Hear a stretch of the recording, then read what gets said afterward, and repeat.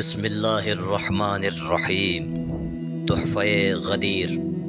یہ کتاب مرجع اعلی جہان تشیع آیت اللہ العظمی الحاج سید صادق حسینی شیرازی دامہ ظلہ کے آثار سے لی گئی چند باتیں۔ اس کتاب میں حضرت نے حجت خدا امام کی اہمیت اور ضرورت کو بیان کرتے ہوئے فرمایا کہ زمین حجت خدا سے خالی نہیں ہو سکتی۔ اگر ایسا ہو جائے تو یہ دنیا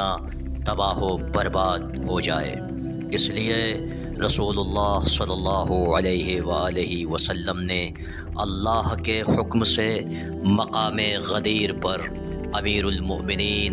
حضرت علی ابن ابی طالب علیہ الصلاۃ والسلام کی ولایت کا اعلان کیا، اور آپ نے اس کتاب تحفہ غدیر میں واقع غدیر کو بیان کیا ہے اور غدیر کی عظمت کو مکمل بیان کرتے ہوئے فرمایا، غدیر دین الہی کی تکمیل کا باعث ہے، غدیر راحت حیات ہے، غدیر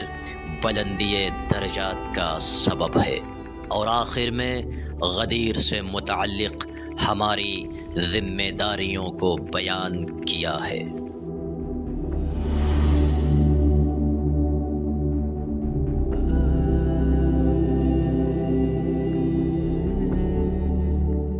اعوذ باللہ من الشیطان اللعین الرجیم، بسم اللہ الرحمن الرحیم، الحمد للہ رب العالمین، والصلاة والسلام علی محمد وآلہ الطیبین الطاہرین، اللہم صل علی محمد وآل محمد وعجل فرجہم، واللعنۃ علی اعدائہم اجمعین من یومنا هذا الى قیام یوم الدین، اما بعد فقد قال اللہ تبارک وتعالی فی محکم کتابہ الکریم، یا ایہا الرسول بلغ، صدق اللہ العلی العظیم۔ غدیر سے متعلق چھٹے مرحلے پر حقیقت غدیر سے متعلق اپنے کچھ معروضات آپ کی خدمت میں پیش کرنے ہیں۔ حقیقت غدیر سے مراد میری یہ ہے کہ آیا اس غدیر کو تنہا اہل تشیع نے رقم کیا ہے یا اہل تشیع کے علاوہ عالم اسلام میں غدیر جیسی کوئی شے پائی جاتی ہے؟ علامہ سبط جوزی کہتے ہیں کہ اس کتاب سیر و تاریخ کا اتفاق ہے اس بات کے اوپر کہ قصہ غدیر اس وقت پیش آیا جب رسول اسلام 18 ذی الحج کو جب رسول اسلام حجۃ الوداع سے واپس ہو رہے تھے اور آپ کے ساتھ تقریباً 1,20,000 اصحاب تھے۔ غدیر خم کے موقع کے اوپر 18 ذی الحج کو آپ نے صریحی الفاظ میں یہ ارشاد فرمایا، من کنت مولا فعلی مولا، کہ جس کا میں مولا ہوں علی اس کے مولا ہیں۔ ابو اسحاق ثعلبی اپنی تفسیر ثعلبی میں تحریر فرماتے ہیں کہ جیسے ہی ولایت علی کی چرچا ہونے لگی اور ہر جگہ یہ خبر پہنچی تو یہ خبر حارث بن نعمان یا بعض تعبیر حارث بن نعمان فہری تک بھی پہنچی۔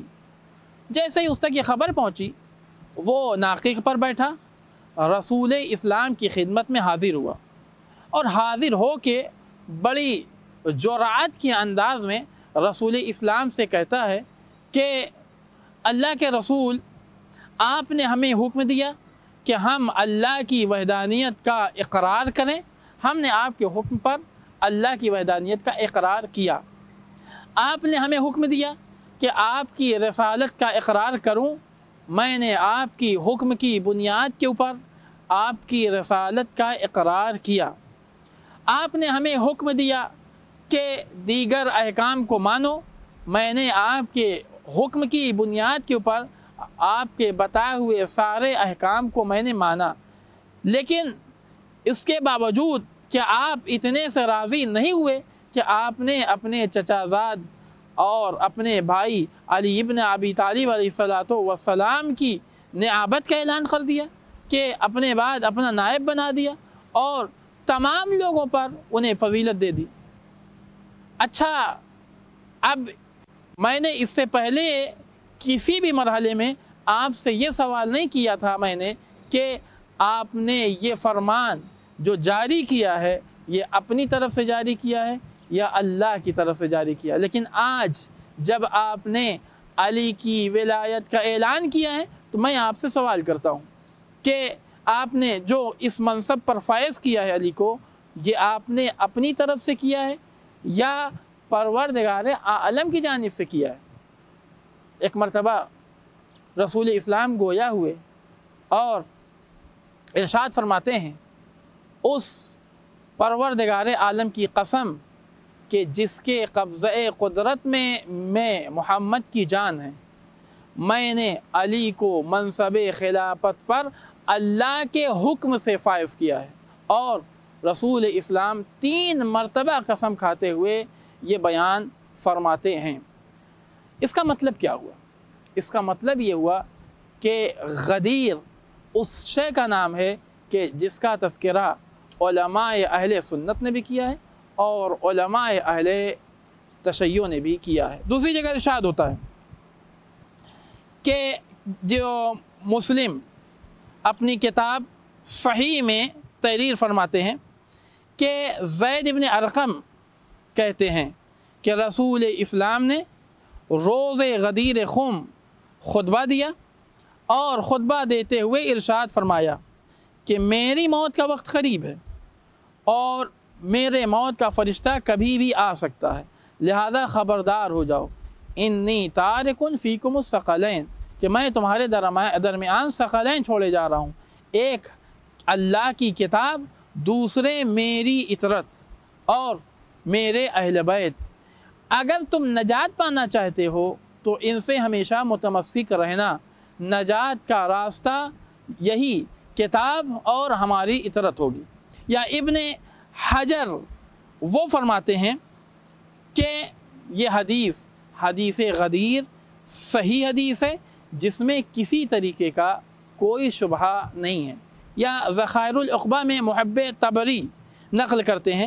کہ برا بن عازم نقل کرتے ہیں کہ ہم لوگ رسول اسلام کے ساتھ آخری حج پر تشریف فرما تھے کہ ایک مقام پر کہ جس مقام کو غدیر خم سے یاد کیا جاتا ہے، قافلے کو روکا اور پالان نے ممبر تیار کیا گیا۔ رسول اسلام ممبر پر تشریف لے گئے اور تشریف لے جانے کے بعد امیر المومنین کو مخاطب کیا، مخاطب کر کے کہا علی اٹھو، اور اب امیر المومنین علی بن ابی طالب علیہ الصلوۃ والسلام جب اٹھے رسول اسلام کے قریب آئے، رسول نے علی کا ہاتھ پکڑا، ہاتھ کو پکڑ کر کے بلند کیا اور بلند کر کے کہا کہ اگر تم مجھے اپنا مولا مانتے ہو، اپنا مولا تصور کرتے ہو تو یہ جان لو کہ جس کا میں مولا ہوں اس کے یہ علی مولا ہیں۔ اس کا مطلب یہ تو میں آپ کی خدمت میں پیش کر رہا ہوں وہ روایات کہ جو اہل سنت نے نقل کی ہے، اور اہل تشیع کے یہاں تو یقیناً اس دن کو غدیر کے دن کو عید کا دن تصور ہی کیا جاتا ہے۔ علماء تشیع نے متعدد طرق کے ذریعے سے روایات کو نقل کی ہیں۔ اس نقل کا مطلب کیا ہے؟ اس نقل کا مطلب یہ ہے کہ حقیقت غدیر اس حقیقت کا نام ہے کہ جس کو علماء اہل تشیع اور علماء اہل تسنن دونوں نے اپنی کتابوں میں جگہ دے کر یہ بات واضح کر دی ہے کہ رسول اسلام نے اپنی زندگی میں اپنا جانشین، اپنا خلیفہ مقرر کر لیا تھا۔ اب اگر انسان نجات پانا چاہتا ہے تو اسی خلیفے سے متمسک ہو جائے، اور اگر دنیا میں گمراہ رہنا چاہتا ہے اور گمراہی کے راستے میں پڑے رہنا چاہتا ہے تو یقیناً اسے اس بات کا حق ہے کہ وہ امیر المومنین علی ابن ابی طالب علیہ الصلوۃ والسلام کی محبت اپنے دل میں نہ رکھے۔ یہ اس کا اپنا اختیار ہے، یہ اس کی اپنی ذمہ داری ہے۔ والحمد للہ رب العالمین، وصلی اللہ علی محمد وآلہ الطاہرین۔